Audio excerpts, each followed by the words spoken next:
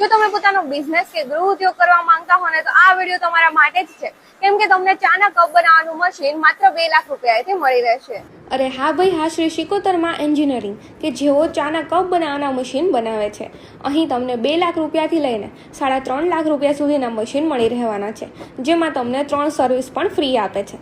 આ machine single phase અને 3 phase પર પણ ચાલે છે, એટલે શું તમને કોઈ તકલીફ ન થાય. અને હા, ઓલ ઇન્ડિયા ડિલિવરી પણ કરી આપશે હો.